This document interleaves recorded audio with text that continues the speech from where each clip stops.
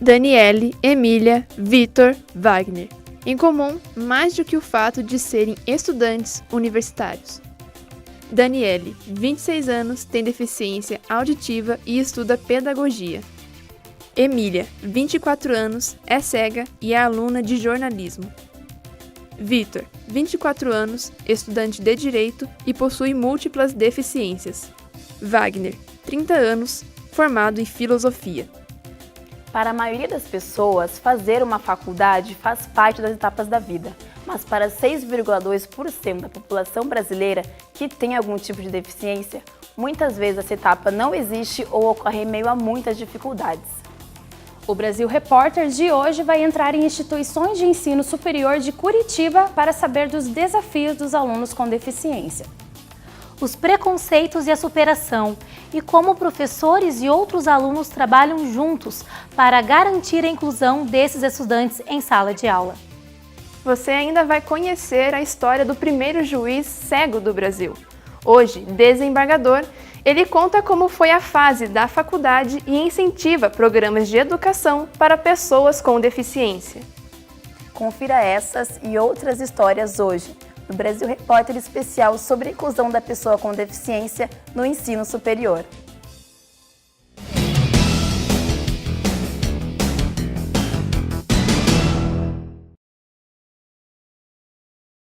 Emília é angolana e estuda jornalismo. Ela tem deficiência visual e veio estudar no Brasil por meio de um projeto entre o consulado angolano e o consulado brasileiro. Emília conta que foi complicado o começo na faculdade. Antes, costumava estudar em braille, realidade diferente da forma de ensino regular. A locomoção dentro da faculdade também foi um desafio para ela. Então, eu escolhi fazer faculdade porque eu quero crescer, né, futuramente. E como eu não sou brasileira, eu fiz faculdade para ajudar o meu país. Só que eu tive que fazer aqui no Brasil, porque lá no meu país ainda não é desenvolvido para deficientes visuais. Então lá é muito complicado mesmo. Segundo Emília, cursar uma faculdade é uma forma de ajudar outras pessoas a mudarem os conceitos sobre as pessoas cegas. Eu senti que as pessoas que enxergam acabam me olhando com outros olhos. Não pensam que eu sou só um cego ou uma cega coitada que só quer se aproveitar em cima dos outros. Eles acham que eu corro atrás. E é essa visão que eu e mais os outros deficientes queremos passar para quem enxerga, né? Agora, Emília está no final do segundo ano da faculdade. Passada a fase inicial, hoje ela usa um computador com um software instalado que transforma as palavras em áudio. Foi um pouco complicado, né? Porque eu estava acostumada a estudar em braille. Então aí me avisaram que na faculdade a coisa seria um pouco mais puxada. Então daí eu tive que começar a usar o computador, né? No começo eu me bati um pouquinho assim, mas foi bom para mim. Aí a única coisa que, assim, às vezes ainda eu me perco bastante é andar pela faculdade. Para quem dá aula, ter um aluno com deficiência também exige superação. É o caso da professora de fotografia, Sionele Leite. Quando Emília chegou em sala, foi a primeira vez que ela teve que dar aula sobre uma foto e imagem para uma estudante que não podia ver. Foi neste momento que a relação professor-aluna mudou. Foi um desafio assim, muito positivo dar aula para a Emília, porque eu nunca tinha imaginado, né, que eu iria dar aula para alguém com deficiência visual, uma aula de fotografia, né, porque a gente já imagina alunos videntes, né, trabalhando, sei lá, questões técnicas, estéticas. Mas foi um desafio muito bom. Na verdade, eu aprendi muito. Foi uma das alunas que mais me ensinaram, realmente, a fotografia. Ela teve uma aula que a gente fez aqui em estúdio, que ela foi fotografar alguém. Então, alguém tinha que ficar na frente dela, o modelo, né, o personagem. E daí ela ia orientando pela voz. Ela perguntava, fazia perguntas para a pessoa, para ela saber, né, a localização. E aí, a partir disso, desse contato de voz, assim, ela ia posicionando a pessoa, eu quero que... Ela imaginava a pessoa de alguma forma, eu quero você sorrindo, eu quero você com a mão no quadril, eu quero você assim, assim, assado. E a pessoa ia fazendo conforme que ela pedia. E aí ela posicionava a câmera mais ou menos assim, em frente ao rosto e clicava. E aí depois a gente via a foto, descrevia para ela, dizendo, a pessoa está assim, assim, cortou um pouco a cabeça, você tem que erguer um pouco mais para cima a câmera. Então ela já erguia um pouco mais, e sempre se localizando pela voz. Então foi uma experiência bacana, assim, porque a gente aprendeu bastante com a Emília. Outro momento marcante das aulas foi quando a professora perguntou para Emília se ela sabia como era o céu. Eu comecei perguntando a ela se ela já tinha visto alguma coisa do mundo, e ela disse que sim. E eu perguntei para ela assim, você já viu, por exemplo, o mar? Se eu te falar mar, você vai saber o que é? E foi uma das respostas mais incríveis, assim, porque eu nunca tinha imaginado isso. Ela disse que o mar, para ela, é uma extensão do céu, que era a mesma coisa. E aí eu comecei a me imaginar como ela.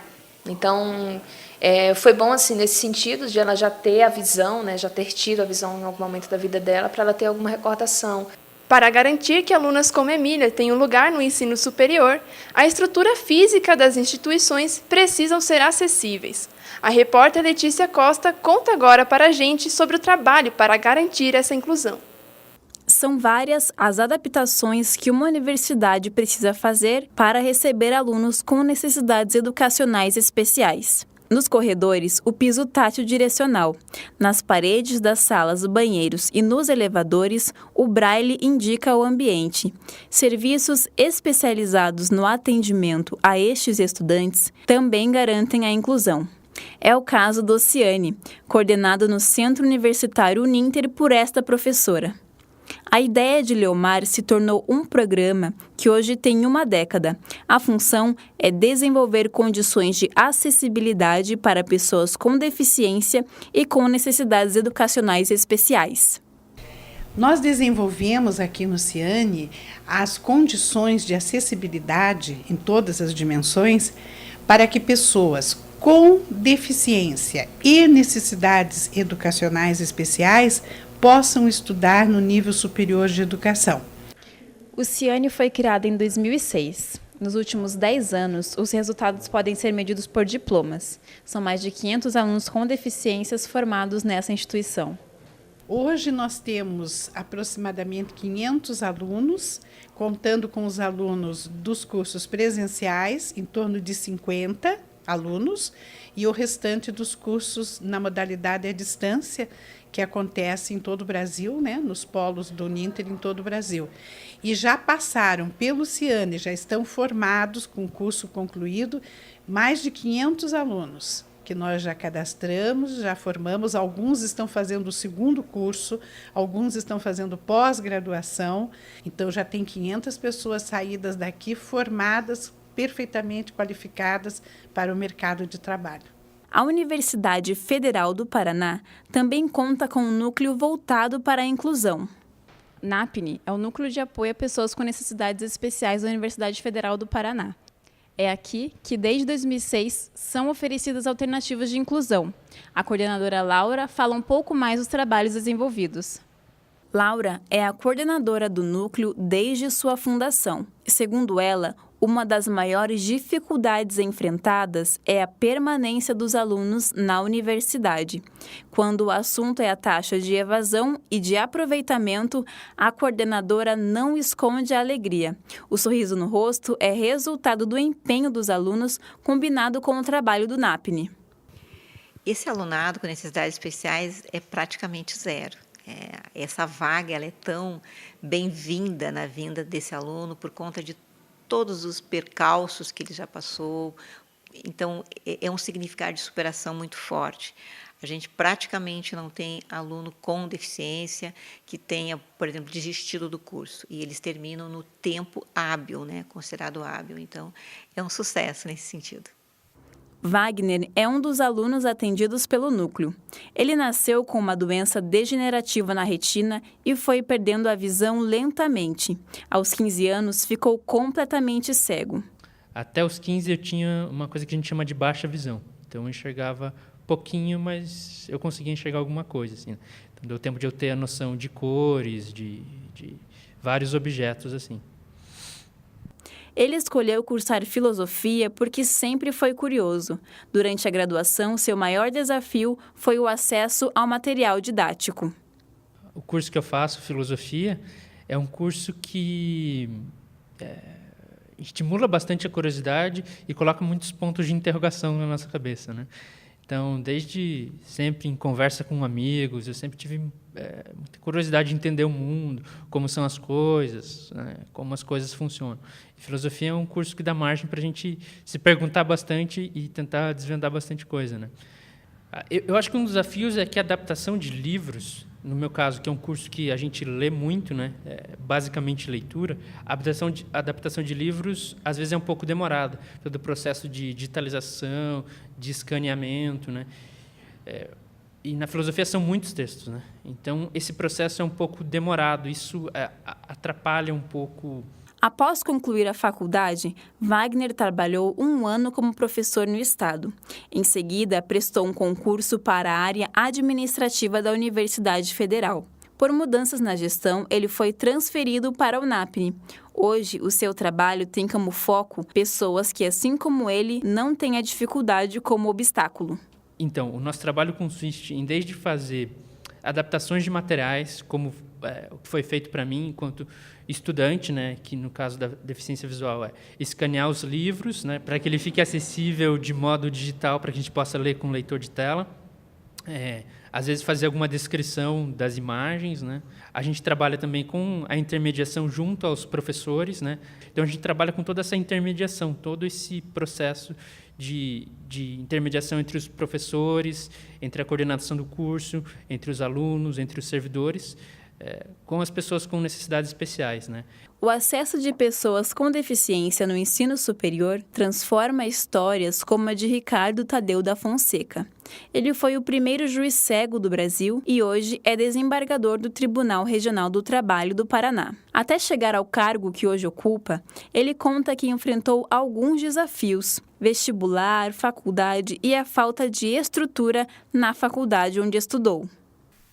Métodos, eu perdi a visão quando estava na faculdade e fiz o vestibular tendo baixa visão. Então, o grande desafio era saber que método seria utilizado no vestibular e depois que eu perdi a visão, como que seria essa adaptação. E não havia uma experiência das instituições superiores em São Paulo acerca disso. Então, eu me lembro que eu desenvolvi um método junto à FUVEST, em que as minhas provas foram gravadas em fita cassete e eu respondia as questões objetivas por intermédio de um representante da FUVEST que assinalava as questões que eu indicava, mas na prova dissertativa eu mesmo escrevi. Quando eu estava na faculdade, a dificuldade era que toda a base do ensino do direito está em livros, não em braille, né? Então, eu precisei contar com o apoio dos colegas que gravavam as matérias em fita, lendo os livros ou os cadernos. Com isso, eu fazia as provas oralmente. E assim foi o método que eu estabeleci para trabalhar até hoje. Ricardo Tadeu ainda lembra que aprendeu a advogar durante a faculdade, exercendo assistência jurídica trabalhando com uma colega. A parceria o ajudou na preparação para o exame da OAB, que, assim como a prova de vestibular, foi feita oralmente. Apesar do ótimo currículo, Tadeu recebeu muitos nãos antes do primeiro emprego após terminar a faculdade. Eleito pelos colegas e indicado para a vaga, após trabalhar 18 anos no Ministério Público, Tadeu se tornou desembargador. Ele conta que precisou estudar muito para alcançar este cargo e deixa uma mensagem para os estudantes universitários que passarão pelo que ele passou. Eu vou deixar uma mensagem a todos os estudantes. Jamais percam o coração de estudante. É o coração de estudante que nos faz ousar, duvidar do que é posto, vencer os obstáculos. Assim como o desembargador Ricardo Tadeu, outras pessoas vivem a superação para alcançar os sonhos. A repórter Aliana Machado nos conta outra história de uma aluna com deficiência que hoje está no ensino superior. Nesta sala, no período da noite, tem uma aluna que necessita de uma educação especial em uma turma de ensino regular. Daniele, que está no 6º período de pedagogia, é deficiente auditiva e vai nos contar um pouco sobre a experiência dela. A deficiência auditiva de Daniele é resultado de uma doença que ela teve, mas o fato dela não ouvir não a impediu de ir atrás de um sonho, ingressar no ensino superior. Ela é uma menina tímida, bem direta em suas respostas, porém simpática e com um olhar doce. Daniele conta que recebeu o apoio de amigos e familiares no projeto da faculdade e sabe que nem todos têm esse incentivo. Ela, que é muito querida por todos na turma, tem um excelente desempenho e tem as colegas dela, que até arriscam a conversar um pouco em Libras. Então, eu decidi fazer faculdade porque eu queria ter um futuro na minha vida e eu também queria participar na sociedade. E também tive apoio da minha família, incentivo, meus amigos também me incentivaram a estar fazendo faculdade. No começo, no primeiro período, sim. No primeiro semestre eu senti muito. Hoje não, hoje eu sinto que está melhor. Alguns alunos sabem Libras, alguns não, mas assim, eu faço trabalho com eles e eu vou ensinando Libras, alguns têm interesse de aprender e outros não. Com 22 anos, mora com os pais, trabalha 5 anos em uma multinacional, ainda não na área em que quer atuar. Ela sonha em ser pedagoga, ou em escola ou na área pedagógica dentro de uma empresa, e dá um conselho para quem quer seguir o mesmo caminho. Eu sofri muito no passado, mas valeu a pena. Você faça a faculdade, é possível, porque hoje em dia existe a acessibilidade para todos. E essa faculdade pode ser feita por todos. Renato Pajelski é intérprete de Libras e trabalha na instituição em que Daniele estuda há um pouco mais de 5 anos. Além dele fazer a intermediação linguística nas salas de aula, ele também atua no ensino à distância e em palestras. O investimento em ter um intérprete garante que alunos como Daniele compreendam o que diz o professor e tudo o que está à sua volta também. Então, na sala de aula, geralmente eu tenho que traduzir ou interpretar para o aluno o que o professor está falando, barulhos que estão acontecendo, alunos dando risada, porque eles querem saber por que estão dando risada, ou o barulho que está lá fora, né, tipo, está passando uma ambulância, ou vai chover, né, então o aluno precisa saber, porque ele não tem nenhuma informação. E às vezes o aluno olha, né, o aluno surdo olha para os outros alunos que está tendo movimentação, então a gente tem que passar para ele saber o que está acontecendo no ambiente onde ele está. O trabalho do intérprete, na verdade, ele é intérprete e tradutor, do português para Libras e da Libras para o português. Então, ali o intérprete ele tem um papel de estar intermediando de uma língua para outra. Por exemplo, um surdo para um ouvinte para surdo. E ele pode estar falando em português ou interpretando, traduzindo. Esse é o papel e o trabalho do intérprete de Libras, que Libras é língua brasileira de sinais. A repórter Thaís de Oliveira acompanhou a trajetória de outro estudante e revela os detalhes para a gente. Você vai conhecer agora a história de Victor. Aos 6 anos, ele começou a ter problemas na visão. Após exames, foi constatado má formação da artéria vascular neurocerebral. Passou por 8 cirurgias e ficou 4 meses internado na UTI, respirando por aparelhos. Se recuperou e voltou a viver normalmente. Mas aos 17 anos, descobriu que a má formação se dividiu em várias partes e atingiu a medula óssea, causando o problema físico.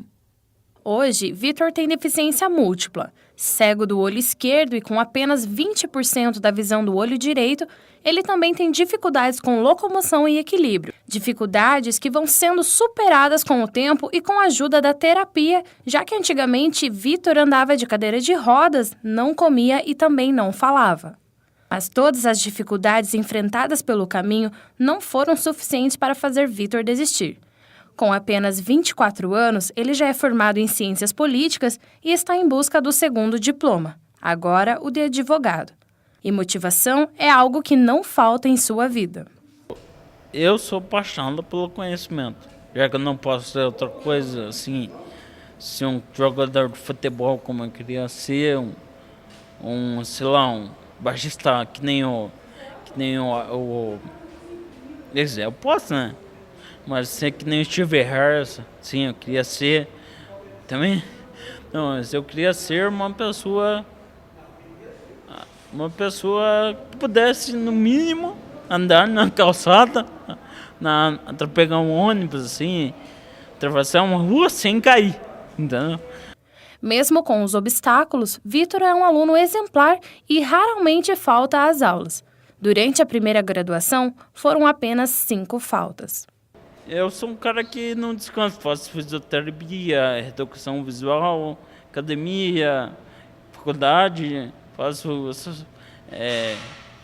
eu toco baixo, sim. Sou uma pessoa que cansa pouco, eu amo a rotina. Então, eu me adaptei à rotina. Eu tive que adaptar a rotina e eu não canso. Luiz Guilherme estuda com Vitor e conta como é a relação dele com a turma. Então, na verdade é bem interessante porque até os professores costumam prestar alguma atenção, dispensar uma atenção até especial para ele. E ele tem os sistemas próprios dele de fazer, que nem como ele não tem uma coordenação motora como a nossa, ele costuma gravar a aula. E para a gente, às vezes, até é bem interessante, porque a gente acaba solicitando a gravação dele para ajudar a gente mesmo. Então, os professores sempre dispensam alguma pergunta em relação quando ele tem uma fala, quando ele fala com uma certa dificuldade, mas a relação entre nós assim, é bem tranquila. Ele me pede xerox de algumas matérias também, quando ele precisa, quando o gravador dele não funciona, por exemplo, a gente ajuda ele também. Então, de certa forma, é bem tranquilo, é bem legal assim, essa participação e inclusão mesmo dele. E você acredita que os professores aqui da instituição estão preparados para atender pessoas com alguma deficiência? Eu acredito que sim, porque mesmo que eles possam não receber algum tipo de treinamento específico, que pelo menos se eles recebem a gente não tem informação, eles sempre são muito prestativos a ajudarem eles, ou até quando tem alguma aluna que, por exemplo, não escuta, não tem audição e ela se comunica pela linguagem de Libras, eles sempre falam para a tradutora, falar, se tiver algum termo em específico que você seja muito complicado, muito complexo, você nos avise. Então, eu acredito que os professores estão, mesmo que eles não sejam efetivamente capacitados com o curso, eles, em si próprios, eles buscam fazer essa complementação com força de vontade. Além do apoio dos colegas de sala, ele conta com o suporte de um amigo especial. Carlos é funcionário da instituição em que ele estuda e todos os dias o auxilia com a locomoção, além de outras atividades. Segundo Carlos, a deficiência não é barreira para Vitor. Mas ele nunca pensou na deficiência como uma barreira, né? Ele pensou como se fosse um aprendizado para ele. Então ele teve que se adaptar a algumas coisas, ele teve que fazer, ele teve que aprender coisas novas para que ele pudesse fazer tudo o que ele faz hoje, né? Para que ele pudesse ter o conhecimento. E aí, nisso, a gente entra porque a gente ajudou nas adaptações que ele precisava. De acordo com Carlos, a inclusão é algo muito importante, mas é preciso que haja apoio das pessoas. A inclusão, ela mostra que as pessoas com deficiência elas são muito capazes. Só que nós temos que acreditar mais, né? Porque a gente vê pessoas com deficiência que, infelizmente, elas têm uma formação, como, por exemplo, um administrador de empresas que é cadeirante e quando ele vai disputar uma vaga para uma gerência, dificilmente ele vai ganhar, porque a pessoa tem receio de que ela não consiga desempenhar a função justamente por causa dessa deficiência. E é um ponto que a gente tem que tirar, né? Tem que quebrar esse paradigma de pessoa com deficiência não é capaz, para justamente ter um mundo mais igualitário, né? De ter as pessoas convivendo com as suas diferenças e com as suas igualdades. Inclusão que para Vitor é algo fundamental, já que todos somos iguais. E ainda faz um pedido a todos. Segundo nosso artigo 1º da Constituição, nós somos iguais perante a lei, né? Então, eu me sinto bem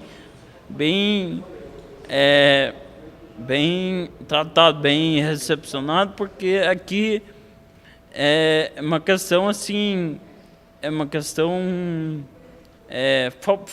digamos, familiar, está sendo muito sensível até.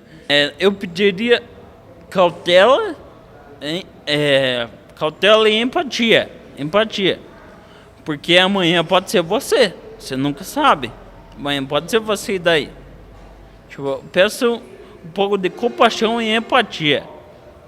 Se com vários motivos para desistir Vitor continua lutando, é justo que ele sonhe alto. Meu grande sonho, assim, profissionalmente, era eu quero ser presidente da República. Com essa história, terminamos esta edição do Brasil Repórter de hoje.